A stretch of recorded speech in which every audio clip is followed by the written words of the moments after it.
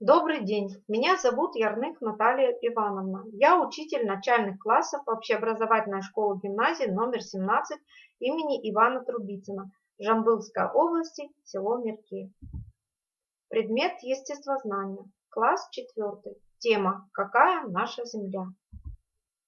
Цель нашего урока – как определить форму Земли на основе ее искусственной модели. А также ты узнаешь, какой бывает поверхность Земли, об особенностях материков и океанов. Обязательно посмотри познавательное видео по ссылке. Для того, чтобы вспомнить пройденные темы, я предлагаю тебе блиц-турнир. Какие оболочки Земли ты знаешь? Что входит в состав биосферы? Из чего состоит гидросфера? Из чего состоит литосфера? Давай поработаем с картой.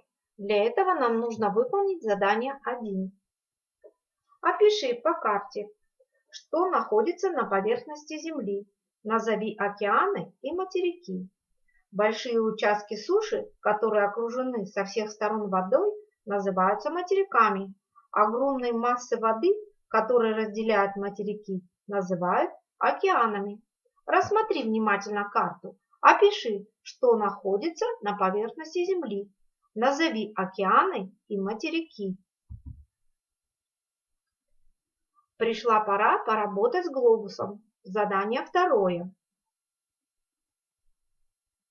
Что такое глобус?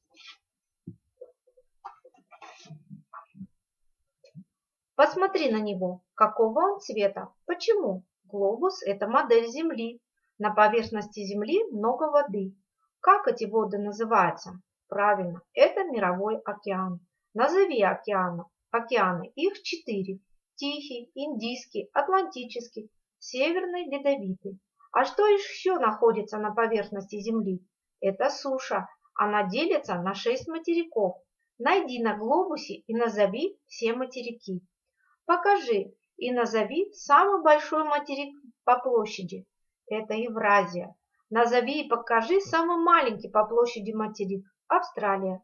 На каком материке находится наша страна? Подумай. Это материк Евразия. Задание 3. Материк.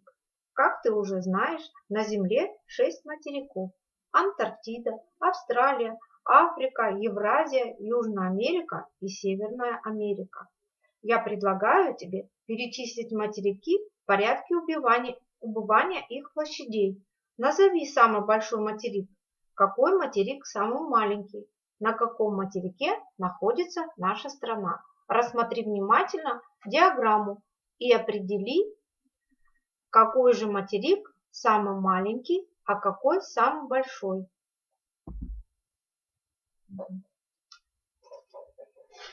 Мы переходим к заданию 4. Океан. На Земле есть 4 океана. Тихий, Атлантический, Индийский, Северный, Ледовитый.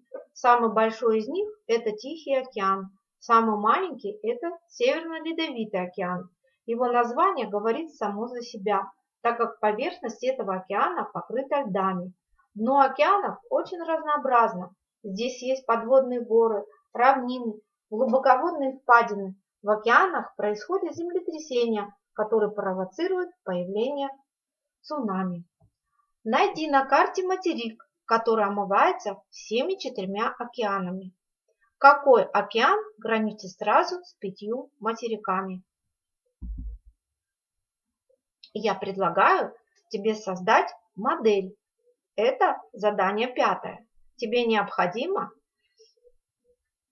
вырезать по шаблону отдельно каждый материк. Для этого тебе понадобится лист бумаги формата А3, клей, ножницы.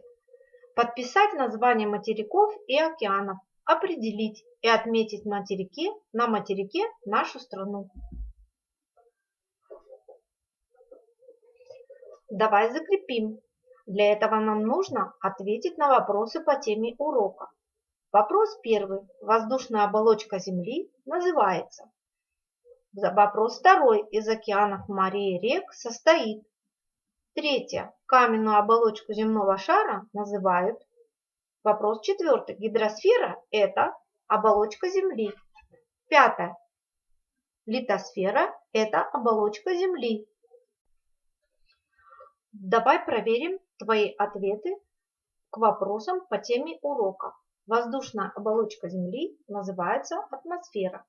Из океанов, морей, рек состоит мировой океан. Каменную оболочку земного шара называют земной корой. Гидросфера – это водная оболочка Земли. Литосфера – это каменная оболочка Земли, которая состоит из земной коры и верхней части мантии. Я предлагаю тебе домашнее задание. Для этого тебе понадобится самостоятельно поискать информацию, как название материков связано с их расположением. Расскажи, сними видео своего рассказа и пришли мне. Сфотографируй модель расположения материков и пришли мне.